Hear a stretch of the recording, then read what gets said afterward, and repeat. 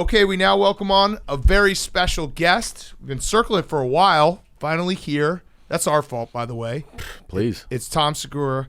You can find him anywhere he's got a podcast, Your Mom's House. He does a podcast with Bert Kreischer. He's on tour right now. Yep. So you're coming everywhere tour, right? No, I'm coming everywhere. You're coming everywhere tour. Yeah. You where I think we're gonna run this next week after the national championship, but where are you stopping on the tour so we can get people to come out? It is an overwhelming, daunting schedule. So when you say like where are you going, I'm like, do you have time to list Do it all. 200 cities? I don't know. You're doing 200 cities? More. Holy fuck. Yeah. How long is this tour? It started in August of 21 and it ends in April of 23. You're just talking about life now. You're just talking about like you live on the road. Kind of. And I have kids. What? And like they remind me. Yeah. They're like, you're our dad. And I'm like, I know. That's a tough conversation to have with. I imagine, like, I don't have kids of my own, but having your own child be like, "Hey, are you still my father?" must be like a real humbling experience. I can tell like when things are good, like because when I come home, sometimes they're like, "Dad," and I'm like, "Hey," and then sometimes I come home and they're like, "Hey," he's back. Wait, how old are your kids? 6 and 3. Okay, yeah, because the age they need you the most. Right, I have a 2.5-year-old and a 10-month-old, and I'm struggling with the. Like, we went on the road for March Madness a couple weeks ago. I come back. I'm sure you feel this. I'm sure every parent knows this. You come back and, like, my 2.5-year-old son is like, I'm kind of off you. Like, where have you been? Yeah. So then the last 2 weeks, I built it back up, and we're, like, best friends again. And now I have to go to New Orleans tonight, and it's like, fuck, all this building we've done. Do you bring shit back? I do. I bring gifts. Yeah. Every time, like, when I walk in the house, sometimes I'm like, hey, guys. And, like, just expecting, like a dad moment. And right away, they're like, do you have surprises for us? Do you have gifts? Yes. I go, yeah. And then I don't. Yeah. And they're like, where are they? I go, they're being shipped. They were so big, I had to fucking ship them. And they're like, oh, when are they getting here? I'm like, in the next few hours, I think. Yeah. And then I'm like, go buy something. Yeah. Do you live in Austin? I do. Yeah. Yeah. So there's a pretty decent, I think it's a Cinnabon in the airport, right? You can pick up some Cinnabon on the way back. Bro. Be like, look what Daddy brought. You may have just changed my whole life. Yeah. Dude, there's a lot of stuff in that airport that's like, they're going to have just a billion Keep Austin Weird t-shirts that you pick up at the very last minute. Yeah, I should start. But the thing is, once, like, your kid's 2.5? He's going to be 3 in June. Okay. Yeah. So what happens is, like, after they turn 3, because my guy, 3-year-old's almost 4, and then I got the 6-year-old. They really, like, there's an age where you can give them anything. You're like, this is a sticker. And they're like, yeah, they don't know. But once they start to, like, get their preferences down, like, I'll come home. One time I bought, my little one likes cars and the older one doesn't. But I bought 2 toy cars.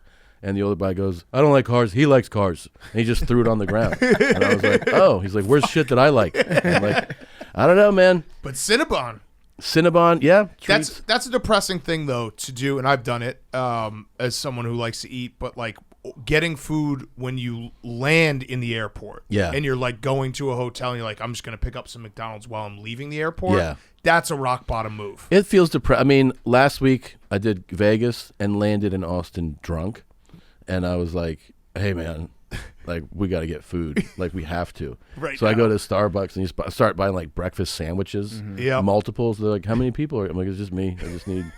I need multiple sandwiches right now. You ever get that, like, the sad cold container where it's got a hard-boiled egg that's been sliced in half. Uh-huh. And 3 grapes. Yeah, it's got the grapes in there all the time. Maybe a slice of cheese. I think it's called lucky. a protein box. Yeah. Yeah, the protein box. It's just like the worst shit that doesn't go with anything else. Yeah, it smells. It really smells. They should call it the fucking stink box because you open it and it's just like, it smells like eggs and cheese. Yes. But that's it's very, very exciting to go on a tour. But I feel like what you're doing right now, is it even a tour? That's crazy. I think it's just like you are constantly just doing shows. Yeah, you know what happened? This is what happened. And my agent's here, and he's probably watching in the green room. This motherfucker, he called me during the pandemic, right? So you're at home. I'm used to being a comic that tours regularly, like meaning like every couple weeks, you're doing gigs.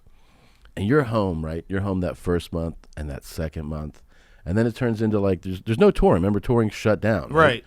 So it's like a few months in, he's like, I think we should get ahead and start locking down dates for when things open up. Mm-hmm. And you're like, yeah.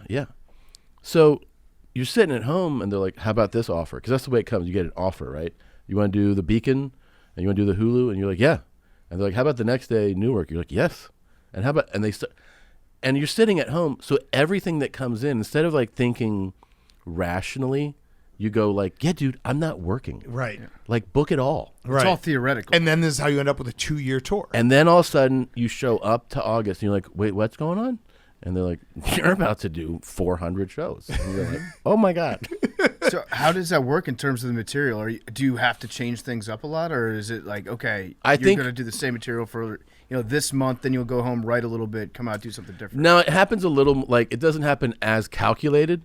So at first you're building it, and then you're doing it, and then you start to feel like, all right, like I have it set. But then you, as the person performing it, get bored.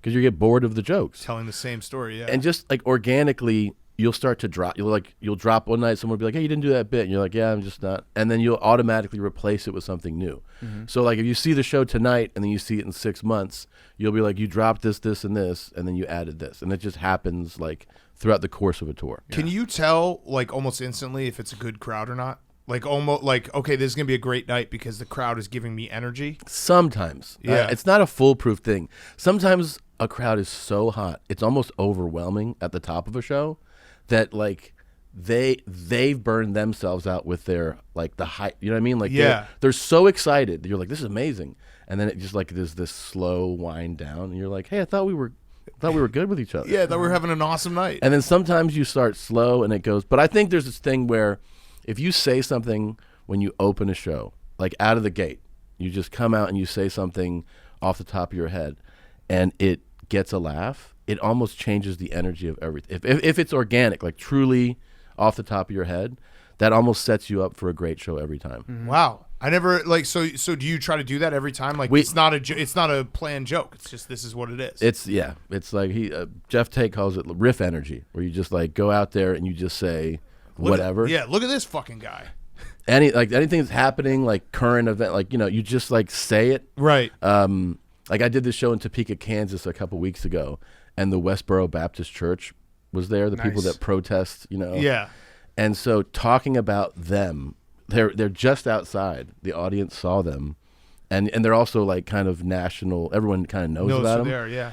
So I talk about them for like a couple minutes. It's just like it was pandemonium in the room, and then your show is just like on this ride. You know what I mean? That's a good cheat code. I feel like they fell off though. The Westboro Baptist. Man, Church. hey, let me tell you something, man. They're coming back. They are? Yeah, they're dope, dude. They're gonna get their. They're gonna get. Yeah. They have a remix coming, dude. They have their 8th member now. They're growing. You know what they need? They need to like collab with somebody that's hot right now because they had a moment there. I'd say did. Like 2005 to 2015. Yeah, they were everywhere. I feel like maybe the pandemic hit them especially hard. They did. I think they need to go like Avengers with the circumcised people. Like I love the people those who guys. walk around with the red blotch in their pants. Like that's the kind of energy. If you get, I've both been of them, mutilated. Yeah, right. Those type of crazies, put them together, they might be able to accomplish. Well, Westboro Baptist Church protests dead. Yes. Soldiers' funerals. Yes. So maybe, we get involved in another little scuffle Mm-hmm. internationally. And then you get punched. We'll get their numbers True up. Scumbag. The circumcised guy, I got into a debate with him one time outside the Super Bowl because he did have like the blood stain on his crotch. Yeah. And he was, I realized what he was so mad about. He thinks that his own dick sucks. Yeah. Mm-hmm. So he was protesting. He's like, my parents took away 14 separate functions and sensations from my penis when they circumcised me. I was like, dude, just admit that you think your dick is bad. You got a small dick. He's got a small dick. Or I don't know if it's small. I think his dick, he just doesn't feel his own dick. Yeah. You know what? A guy like that, you need to be like, have you ever been with someone that doesn't have a gag reflex? Because it is remarkable. You will not be doing this. I remember this girl. It was Savannah, Georgia. It was 2002. And she let me touch the back of her throat with my fingers. And I was like, why are we using my fingers? And like that'll really it'll change your life. So I have a question off of that. You do a podcast with your wife. Yeah, she knows the story. Yeah, I was gonna say, is that ever? I mean, it's a hilarious concept. I listen and it's like, it's great to watch two people who are married just be so open about everything. Has there ever been a moment where it's like, okay, that was like after the show, like, all right, let's not do that again? Not about we've had moments where we're having an argument, but it's not because like I said something gross or share. She doesn't get mad about this kind of like, this girl from this. It'll just be like regular marriage stuff, right? Where like, what was that? That kind of thing where you're like, no, what did you mean by that? Yeah. And then we stop because we go. It's not fun to do the show with combative energy. So we'll just stop recording. Talk. Wait, I just didn't know what you meant. Oh, okay. And we do our show. But like, as far as sharing some crazy like old sex story, I mean, I love upsetting her. Like, I feel like it's a thrill to see her get grossed out or something.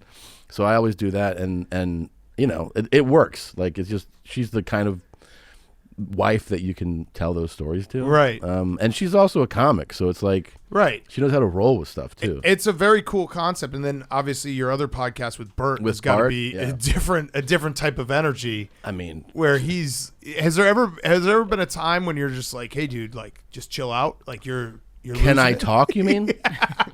Or that. Do I get to talk today? Yeah. There is funny because we've had him on twice now in the last couple months, and people are like, he's such an awesome guest. And then like the 10th comment will be like, you guys weren't even on this show. Oh yeah. I mean, it's funny because he is the sweetest.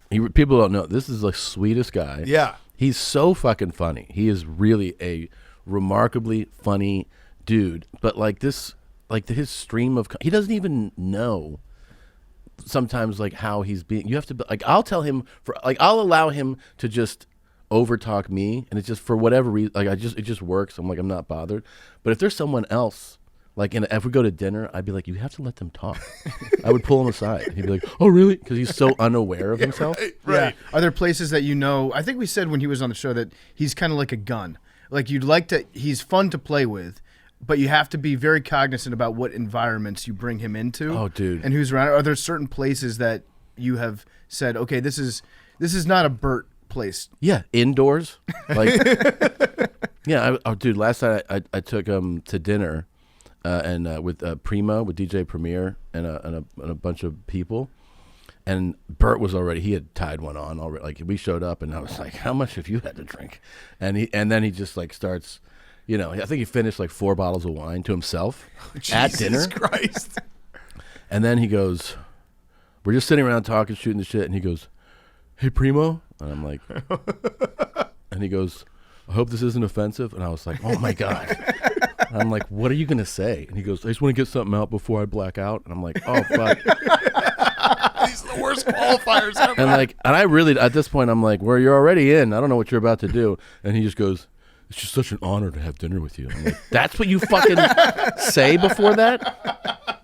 That's perfect. Like, yeah, he's out of his mind, dude. Yeah. We should ask, how are you doing physically? Physically, I'm doing well. I had a fucking nerve transfer. Ooh. It's pretty wild. They took a nerve from here, and they moved it here. From your wrist to the back of your wrist. Yeah, so you have 2 muscles and nerves underneath on the underside of your forearm that allow you to pronate, right? Okay. So one of them they figured out you don't need to do that. Huh. So they took it and they put it here where a nerve wasn't firing. Is this because of the injury? Yeah. Holy shit. And they didn't know I needed that when I initially had surgery. So when I initially had surgery, they put a pin and screws in my humerus, like the upper part. And they're like, oh, your nerve stuff will just come back. That's the way it works. And at about 7 months in, they're like, hey, this thing's not firing right. Fuck. And then they did a surgery on my arm where the fucking surgeon, I was like, how? Like, this sounds like wild shit. And he's like, yeah, I've never done it before. And I'm like, what the fuck? And he goes, yeah, it's a new procedure that this Brazilian doctor discovered. And I'm like, okay. And I'm having it done. That's wild. So you like that injury, and everyone has seen it. Yeah. Let me see it. But I always think like, as an adult, when you get injured, it's such a different experience. Like athletes get injured, but they know that injury is part of the game. When you're an adult, you get injured. Yeah. Oh no, you're gonna send me something so gross. I actually love this shit. Wait, your phone went off. Oh. I love looking at like terrible injuries and horrific things. Yeah. So none of this like, I watched your injury so many times. Oh yeah, everybody did. Oh, look at that. Oh my God. That's fixing the nerve though. Awesome. Oh fuck! Oh, all fuck. the way. See, I could watch this forever, Tom. Yeah. How many beers? Like this and puke videos are just endlessly hilarious to me. But your injury. So when I saw it initially, and I was like, oh my God. The worst part about this is like, there's something about getting injured as an adult that like the shame and regret you have right after is so like all encompassing. Like, Bro. I just wish I hadn't done that. There's so many there's so many little moments. Yeah. That become so vivid. Like that period of time. You know how you have memories of whatever during your life. Right. Some of them are like fuzzy. Some of them you're like, I remember that girl, or I remember that like that place we went. I remember that vacation. But like that time period of from getting injured to like recovery is like it happened yesterday. It's like vivid memories, you know? Yeah. And I remember the week before, I've told this before, the week before I'm in Oklahoma City and I'm doing the road and I have Josh Potter, who's a comedian, a friend of mine, with me. And I go, you know what we're doing, what Bert and I are doing next week to film we were filming this for our New Year's live show that we do. He's like, what are you doing? I go, we're going to do basketball. And we're walking from the hotel to this coffee shop. I mean, I remember like it was yesterday. And he goes, ugh, basketball? And I go, yeah, man, because I used to play a lot. I used to play high school basketball. I used to play club basketball. I did pickup games in college. I used to play pickup games when I got to L.A. I go, yeah, I used to play a lot of basketball, so I'm going to fuck him up. So that's why I picked basketball. And he goes, I don't know, man. He goes, basketball, that's how guys in their 40s get fucked up. Their knees, their Achilles. And I just went like, whatever. Like, but I was like, yeah, all right. And then we went and got coffee. And I just remember it like so clearly. Yes. And then that day too, I remember jumping in my office. One of the guys was like, I bet you can't hit the ceiling. And I jump and I like smacked the ceiling. And I landed and I was like, that felt weird. Yes. And then, but I didn't really say anything. I was like, that felt weird. And then playing, you know, just like, but we're having fun. That's right. the crazy. You're having a good time. Not thinking you're doing something reckless or, you know, or stupid. Yeah. And just going up for that one and it feeling like a fucking gunshot. You know? It's wild. It's the worst feeling though, because it really is like I said, like getting injured as an adult. You just know, like, hey, I'm an adult. I could just live the rest of my life just doing things where I don't get injured. Why am I doing this? Like last time I got very injured playing basketball, I hurt my back, and that same thing where it's like it tweaked, and I was like, oh, I'm fine, and played like an hour more pickup, and then 5 minutes after I finished, I couldn't move. Yeah. Like that kind of shit where you're like, why would you do that? Dude, and then like why? And Bert, you know, Bert was there. Yeah. And Bert goes like, I still remember him going, you okay, buddy? Right? And I'm sitting there with my arm facing the other way behind my back. He goes, buddy? And I was like, call 911. I guess it's good that it got caught on camera, though. It would have been such a waste if it wasn't filmed. Telling that story not the same without, like, I remember telling, when I'm in the first I'm in the emergency room, and then I'm in another room in the hospital. When they're finally getting me ready for surgery, surgery's going to happen in like a day or two, right? But I'm in a regular, like my own room. This trauma surgeon comes in, and he's like, so wait, like, how did this happen? And I'm telling him, and he's like, okay. And I can see that he's like putting it together in his head. And then I go, you know, I have it on video. And he goes, I'm sorry, what? And I go, I have it on video from multiple angles. And he's like, why? And I go, well, because we're filming it for this thing. He goes, you know, I'd really like to see that. He goes, I could show that to people. I go, I think you'll just get the link. I think you'll see it. Yeah, you'll see it everywhere. And he's like, okay. And then I showed it to him, and I gave him my phone, and he goes, oh. And I go, wait, you're shrugging at that? Like, he goes, yeah, that was terrible. I don't want to see that again. That's the worst thing I've ever seen. But it was, I mean, you'd have to say, like, not good for your life, but good for your career. I mean, everyone talked about it for a while. Like, it was, they did. It was big news on the internet. I monetized it, like, I made millions of dollars off of it. But I also was like, people were like, yeah, I bet. I was like, well, dude, like, if you go, hey, would you rather that not happen and give that money back? I'm like, yeah, of course. Yes. Like, I think it's one of those things, though, where if somebody had asked you a hypothetical question 20 years ago, like, would you take, you know, X million dollars in exchange for breaking 2 body parts on camera trying to play basketball? You would have said yes, probably then. But maybe. But if they were like, by the way, you'll also already be making millions of dollars, I'd be like, oh, okay. Yeah, that's actually I think I'll put those aside. Yeah. Yeah. Yeah. So, I don't want to like make you relive it too much, but I've wondered since I saw the video, if you disfigure 2 parts of your bodies at the same time, is there one that hurts more than the other? It's a very good question. So does your brain only focus on that thing? You're 100% correct. Yes. So what happened was I didn't even know for days that my leg hurt. because the arm pain Jeez. was so substantial and so much more. And I asked that question in the hospital. I'm like, I don't really feel like my leg's injured. And they're like, you will. They're like, it's just that the arm pain, your brain picks. It supersedes, yeah. Holy Yeah. fuck. Okay. That's crazy. So I was just like, oh my God, my arm is so fucked. And it was shattered. Mm-hmm. So I was like, God damn. And they were just giving me fucking Dilaudid into my neck. I was like, give me more. It was just so amazing. I'm a big fan of drugs. Mm-hmm. And that shit is amazing. I mean, that's medical heroin. And like, it makes you want to try heroin. It's so Jesus. It's tough to poop after, though. Bro. Did you have some poop issues? Yes. Yes. And then I also, when they fixed my arm and my knee started to hurt, I was like, God damn, that fucking hurts. And then they put a nerve blocker in your leg. So they inject you and it numbs that nerve. So Holy just shit. to like numb that pain. And yeah, I was fucking, oh my God, dude.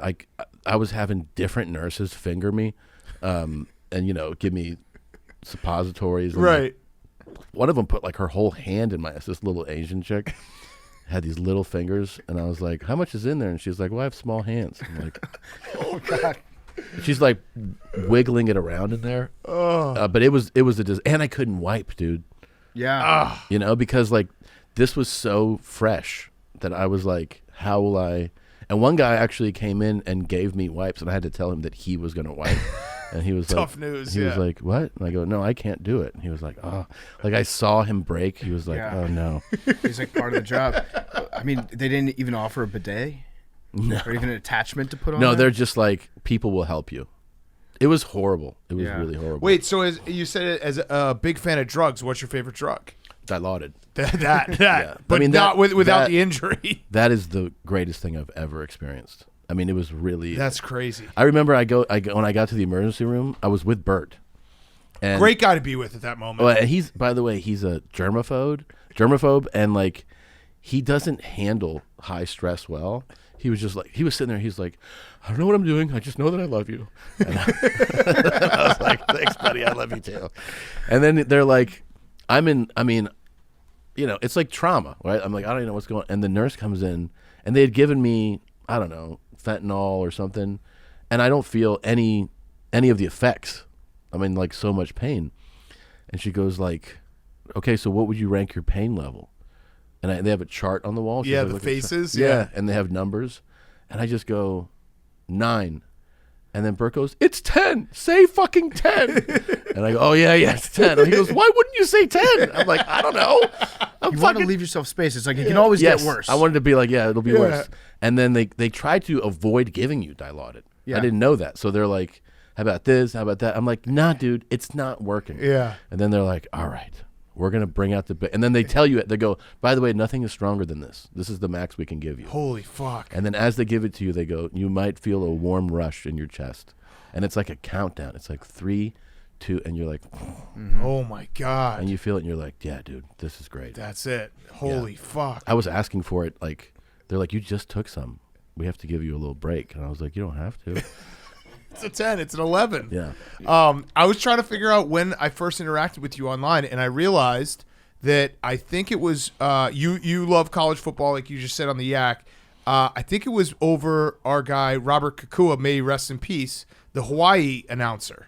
Do you Was remember it? him? No. He was the big guy who would announce Hawaii games with the huge Hawaiian shirt. Okay. And it was essentially like if you knew who the guy was, it's like you either gamble too much myself, or you watch too much college football and you're up at like 1 a.m. on a Saturday. How hardcore are you of a gambler? I like to gamble a lot. Yeah. A lot? Yeah. Okay. Yes, every day. And like we're talking like you throw like major money. Yeah, at this. yeah. It's my only hobby. But it's not just that's a rush, right? Yeah, Like, no, that it's. I mean, it really is like. it's like the Dilaudid of living. Yes. With money. I Okay. always say like it was. When I was 11 years old, I won $100 at a turtle race in Key West, Florida, and that was like, all right, this was fucking awesome. I wanna And you do this gamble too? again. Yeah. I don't throw around as much money as Big Cat does, but I bet What's the biggest bet you've ever placed? for me, Yeah. I don't want to say my number. yeah. Come on, dude. What do you think? People think you're The poor? game of the year has gotten a little substantial. Yeah. It's been. a lot. was one of the game of the Yeah, years. I'm gonna down. have to bleep that out. Bleep it out. I'm at Reaction tells everything. That's the most I've ever done. a substantial bet. It is. Wait, Like, so do you everyone does gamble? I mean, very passively. You know, I mean, like, I don't do it online really. I go to Vegas to do shows. Sometimes I'm walking by the sports book and you know, it's a certain time of year. I'm with. It's more fun for me if it's like I'm with friends. Yeah, you all bet We're on a walking game by. together. Yeah, that's awesome. That's kind of fun. That's but like, great. I don't know the ins and like if you bet a lot, you start really knowing all the little details and lines and like this and push. I'm like, yeah, dude.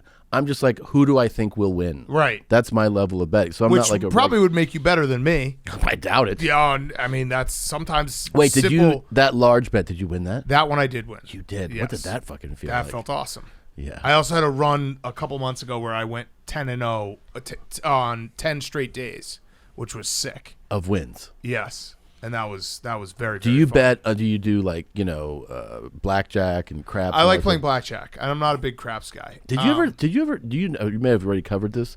Dana White's run at blackjack there. No, It's one of the. You haven't looked this up? no. It's one of the wildest things, dude. Look this up. Dana White is banned from almost every. He lives in Vegas. Right. From almost every major casino for playing blackjack because he has taken them. And listen to this. He has taken them for millions. Wow. Millions. So he counts cards. He's got like a system then. He has a system. And Yeah. they like one of the casinos, I forget which one, just they gave him a belt and they were like, you are the champ and you are Never longer coming allowed to back. play That's the again." nicest Yeah. way to kick somebody Yeah. out ever. Holy shit! This dude, I mean, there's videos on him doing this. It's insane. I don't know what his system is. And we're talking walking out with like, hey, I won $1.3 million Holy playing blackjack fuck. here. And It's they're amazing. like, please don't come here anymore. We've had him on a bunch. We got to bring it up. You got got to to bring him up. Wait, so who's your college team for college football? I mean, I'm a longtime FSU fan, so it's been a rough couple years. Yeah, it has. I don't waver from it. I'm just, But it's been bad. It's been really rough. Really, really bad. It's been really bad. You had Jameis though. That was a fun run. That Yeah. was a fun fucking run. Yes. And I went to that game. I went to the national championship game that year. That was a thrill. And like, you have to accept it if you're I don't know who you're a big Chicago Badgers, guy. yeah, or- Badgers are my college team. like, especially if you have a team and they win something really big, you have to accept like the cyclical nature of it. And yeah. For me, I actually get so fucking angry that sometimes I remove myself from watching things. You know what I mean? Like if all of a sudden they're like 1-4, I'll be like, you know what? I think I probably shouldn't watch the game this weekend because I'm not going to get any fucking fulfillment out of this. So I have a little bit of a different take because my teams don't win often. The Cubs won and the Blackhawks had a nice run, and obviously you go way back and like the Bulls and stuff. But I have found later on in life that I've enjoyed the ride. I've been able to enjoy the ride a lot more. If you get in on the bad times. Right, like Wisconsin basketball this year, I always knew they were flawed, but they had a year where they overachieved, and it's like they're probably going to lose in a heartbreaking fashion in the tournament. Like they did. They went 1 for 23 or something on 3. But it's like the ride, the stops on the ride, watching them every 3 nights, that's the fun part. And Yeah, like I mean, enjoying that. I guess I come and go with it. One of the things that happens too is because of the nature of doing stand up, I'm always working on a Saturday. Right. So I'll record something, and if like I see the highlight before and it's like they lost 56-17, I'll be like, I don't know if I'm going to watch this one. Jacksonville State this year? Yeah, that fucking- was I can't- bad. it's That was really bad. It's rough, dude. And also now you have Dion just taking which Travis Florida, Hunter, that was wild. Florida State fans got really mad at me because I hopped in one of those Twitter spaces and I was like, Florida State fans are convinced that Barstool is funding Dion to buy recruits, and it's like my response is always like, if that were true, like Dave would just be getting everyone to Michigan. Like he wouldn't, he has no allegiance to Jackson I'll say this: State. that's a fun conspiracy theory. Yeah, so they were all so mad because I hopped in and they were like, Well, how look, much did I'm you a big pay? fan of them, and I'm a big Dion fan. I did not get mad at that. 'Cause Yeah. I'm like, this is the game we're playing, Right. Like, and also that dude is. I think he could convince a lot of people. Yes. To make that switch. Especially a cornerback. Yeah. If you're like Yes. the Yes. best, if you're the number 1 recruit in the entire country coming out of high school, as a cornerback, who else would you want to play for to get ready for the NFL? And It's Prime no-brainer. has created this whole environment of like, this is this fun. We're building something here, and like, I mean, I know we're seeing snippets of it, but you watch it as a fan, you're like, yeah, it looks like he's building something fucking cool there. So your career, like, I've read about like when you started out, and it's got to be similar to Dion. Like, do you ever look back fondly on those days when it's like, I'm in this, comedy world, I don't know if it's gonna work, and like that grind of, because you're there now, you're very, very successful. You have a 7-year tour going on. Yeah, I mean, the memories that we talk about the most are of the shitty times. The climb, yeah. Yeah, that's literally what we talk about the most. Remember doing that bar show where that guy puked and laid in it and on the front row, like, not getting paid on a gig that you're supposed to get paid on, staying in awful fucking comedy condos. Like, those are the things you laugh about, like the shitty gigs that you do, by the way, for years. Right. Years. Right. And then people are like, oh, you're overnight or whatever. You're like, no, this is a 20-year ride, man. Yeah. No, it's true, because it happens with us too. Like, speaking of Florida State, we do a college football show now, and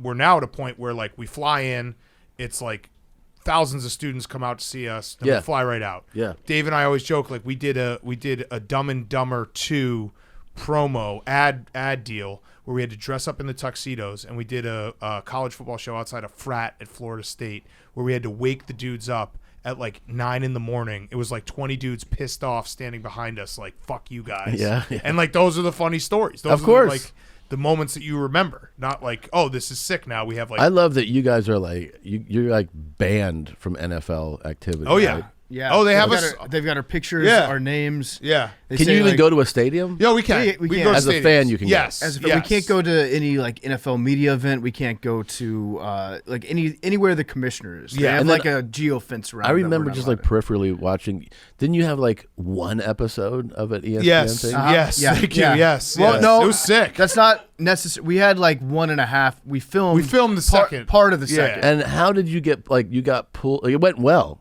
The first one, Yeah. it went okay. Yeah. Yeah, It was on at like 2 a.m, and Yeah. it was after on a Tuesday. I can't remember on ESPN2. Yeah, I think But it was. what is the phone call? This isn't working out. You're like, it's aired once. Oh, we didn't get No, a phone no. call. We got no. No That's phone not call. why we got taken Phone off. call? That's so the reason why we like aren't bitter about it is it was out of our control. It was people at ESPN basically being like, we don't want to be associated with Barstool. Fun, cool people. Right. Yeah. Right. People who really, I'm sure they're very happy with their life. Creative, coming up with cool shit all the time. Just ripping out, someone else's dream. But that was the part where it was like, at least we didn't get canceled because it sucked. Got you. I talked to John Skipper, who was the president of ESPN at the time, the guy that fired us. He did not like give us a phone call or anything like that. But you I did think talk to him. Erica. We were in his office. The two of us were in his office. He was like, he looked at us and was like, I got your guys back. Yeah. That was the last we talked And then to him. we're actually filming episode 2, and we're in the middle of taping. So cameras are running. We're Yeah. in this shitty little like basement looking set,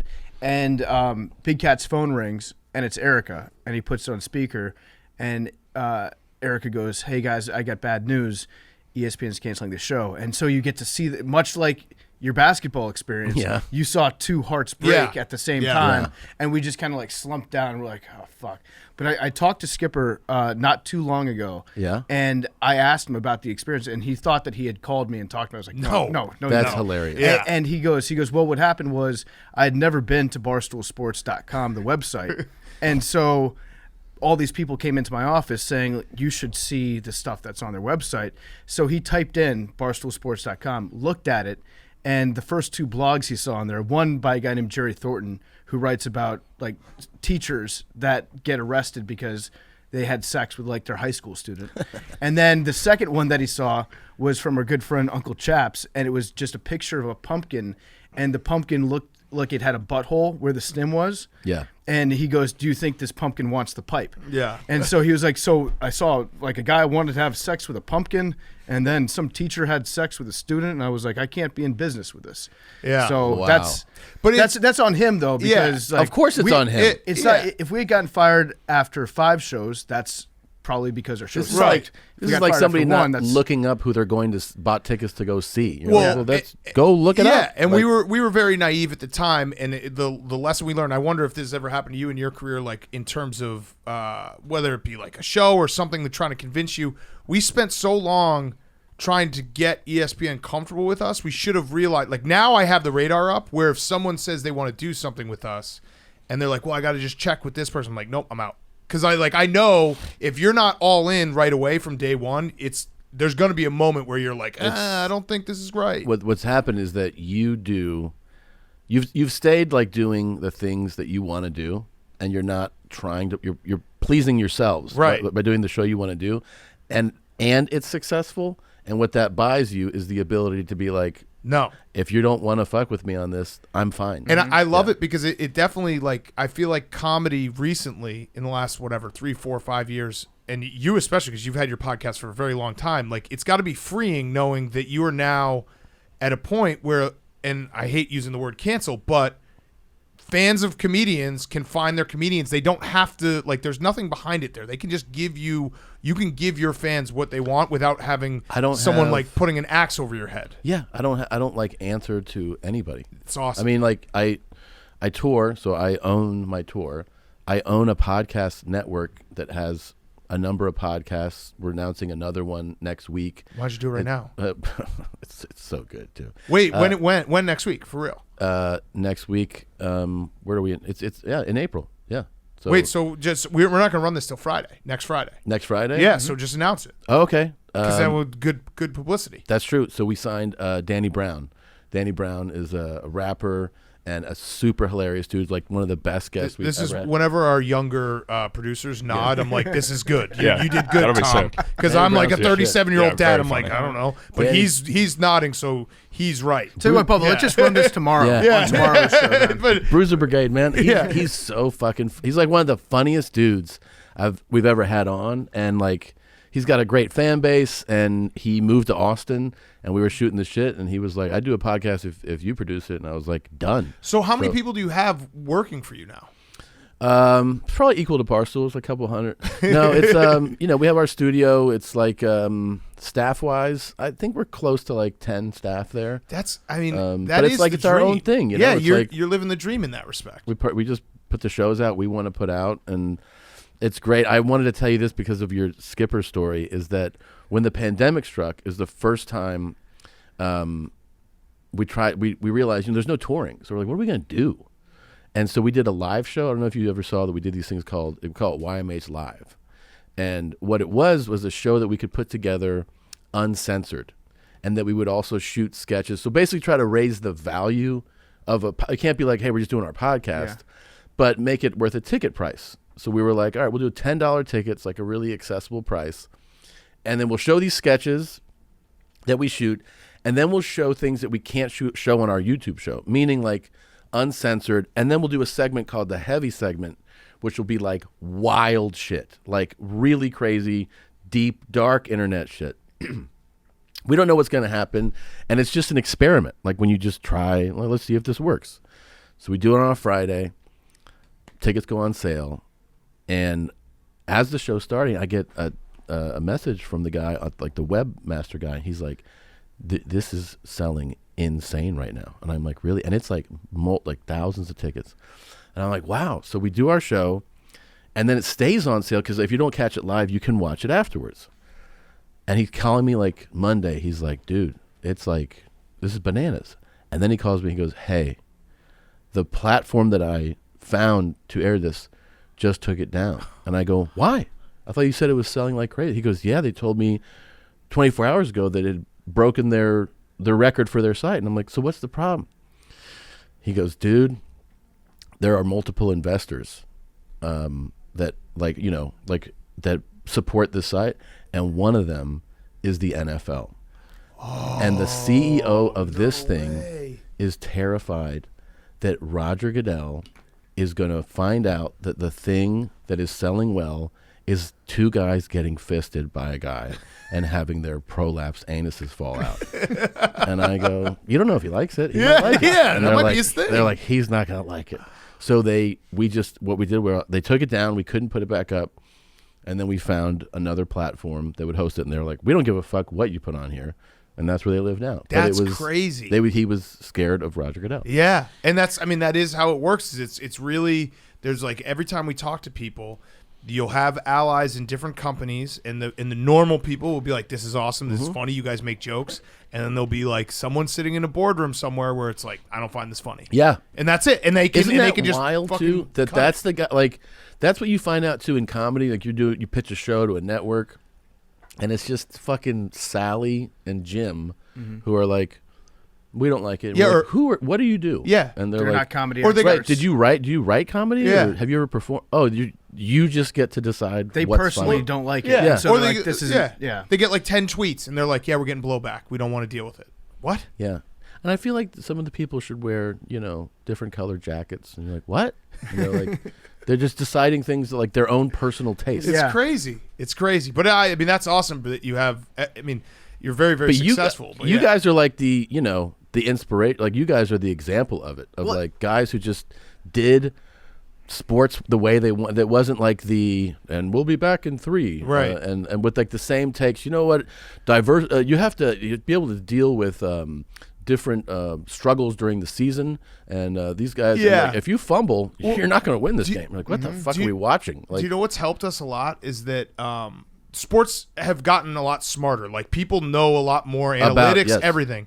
But at the end of the day, like, the reason why it works for us is that we are inner meatballs. Like, if I'm like thinking like, okay, yeah, you should being a guy in a baseball game if you want to send a message. Yeah. Like or like you should get in a fight in hockey if you want to rally your team. Like those things that are now becoming like, those aren't numbers. Like that doesn't help the team. It's like there's stupid things that we think where we're like, yeah, run the ball and you'll win. Play defense. It's like, no, that's proven not to be correct, but it is in our mind. Yeah, and it's like you're talking the way that honestly a lot of guys who watch sports want to hear somebody speak, It's like why we all get so excited about an athlete who doesn't give like those, soundbite answers. Yes. Like we just hope that if we play as a team we'll win. And you're like, Jesus Christ. Like you want the fucking psycho who's saying wild shit because you're like, this is entertainment. Just make it fucking entertaining, man. Yeah. Like I truly believe that every NFL team should have at least 2 fullbacks on the roster, even though there's nothing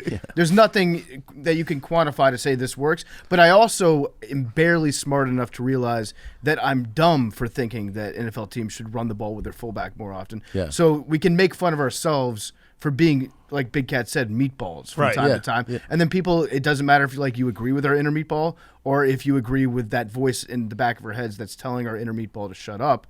Like there's something for everybody a little bit, but at least we're honest with people. Yeah, of course. And the big key is that you're honest with your take, and then we do this too. It's like, I might say the most inflammatory, wild, reckless shit, and then you go, hey, I'm open season 2. You can make fun of the way I look, the way I speak, the fucking things I do. Like you just make fun of me fucking breaking my leg and arm trying to jump. Yeah. I don't care. Yeah, no, the just whole world did. Yeah, they did. Yeah, the whole world did. So what I noticed reading about you earlier today is that you have a connection with a player that we've talked about on the show since like 2016. Oh, yeah? Cassius Marsh.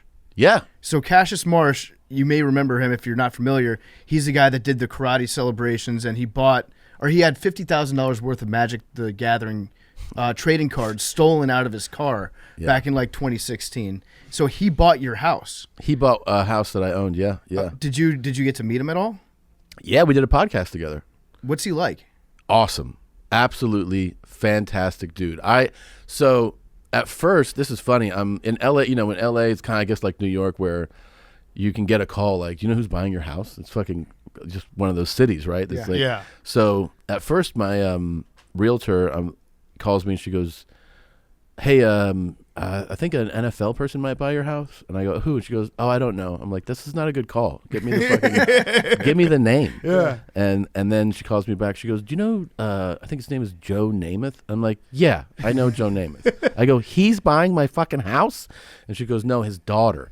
But she might buy the house. And I'm like, all right. And I go, that's fucking cool. I'm showing up to that fucking closing. Yeah. And then she called me back. She goes, oh, she fell out. And then she calls me and she goes, another NFL player might buy your house. I'm like, are you only showing this to NFL players?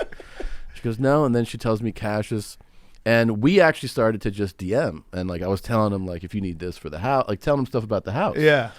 And then he would like message me about some comedy stuff and about football. And then the reason that that studio, which is in LA, where it was where it is because of a proximity to the house he bought. So one day I was just like, hey man, do you want a podcast? So he came over, great podcast. I actually didn't realize, I read a blurb, like a wiki thing. I see like something magic. So when I had him on, I was like, so you're a big fan of magic? And he was like, what? And I go, you love magic? And he was like, Magic the Gathering? I'm like, it's like, so do you do like magic shows and shit? And he was like, are you fucking with me right now? And I was like, perfect. Are you fucking with me? And he was like, no, Magic the Gathering. And I was like, abracadabra, I don't know what are you going to do a trick or something? And he was like, do you not know what I'm talking about? And I was like, no, I don't. He had like the most expensive collection, or one of the most expensive collections in the United States, I think. He is so deep into like trading cards, memorabilia, Magic the Gathering, NFT. Like he knows that, and he is actually doing so incredibly well in that because he has a business. Like he actually has a place that like specializes in this. He told me, and this is on a podcast, that's why I don't feel weird saying it. He goes, I will make more from all that stuff than my NFL stuff. Like, not even close. Like, this is for in a season. Yeah. Good for him. All right, so you got to go. This has been awesome. Roback question, last question. Okay. We have Roback gear if you want any free stuff. Okay. I don't know if you like free stuff. RHOBACK.com. Use code TAKE for 20% off your first purchase. Roback, Q-Zips, and hoodies. Yeah, whatever you guys want. Wait, so what's your last question? What is your NFL team? All right. Just hear me out. Okay. I was born in Cincinnati. Okay. I left when I was 9. Okay. It was the year they went to the Super Bowl and lost to the 49ers, 88. Which that happened twice. And, yeah, now 3 times. So I left. We went to Minneapolis. Fucking 9-year-old kid. This is like the worst. You're just doing a tour of the worst franchise to root for. Holy shit! I'm going to fucking Vikings games. Okay. 2 years later, we moved to Milwaukee. Packers are playing half their season at Milwaukee County Stadium. 3 years later, we leave there. We move to Vero Beach, Florida, 2 hours north of Miami. Start going to fucking Dolphins games. The answer is whichever one of them is doing okay. I'll be like. So it's Packers. Yeah. So were you a Packer this year? Were you a Packers fan or Bengals fan? Oh no, Bengals. Yeah. Okay. Yeah. All right. Good. Good. Yeah. And actually, like, they've been depressing to be a fan of for a long time. Yeah. But it is rad to see them actually have. It's a great very season. cool. Mm-hmm. Yeah. That is funny though. Like if you hadn't mixed in the Packers there, it would have just been like, so your team's just all suck. It's just all me, dude. Yeah. Wherever I go, they're like, we're gonna suck for you. We had a question on our show the other day of a couple that had a kid, and one of them's a Lions fan, one's a Browns fan, and they're like, "Who do we raise? What do we raise this child?" And we came to the conclusion, like, I think you just raise them both a Lions and Browns fan, because if you say that to someone, they're not going to be like, "Oh, you can't root for 2 teams." They're just going to be like, "Oh, I'm sorry." Yeah, I maybe pick a different sport. Yeah. Maybe I would do with that family. Yeah. Like, hey, do you like fucking hockey? Yeah. Maybe switch it up. Do that. Yeah. The Red Wings had some nice years. Yes. Yeah, there it is. Boom. Done. Done. But thank you so much for joining us. Yeah, thanks for having me, guys. And go see Tom. He's going to be every city in America for the next 8 years. I can't list the dates. TomSegura.com. and listen to his podcast, one with his wife and one with Bert, and then also the new podcast coming out soon. Danny Brown. That's what's up. Cool.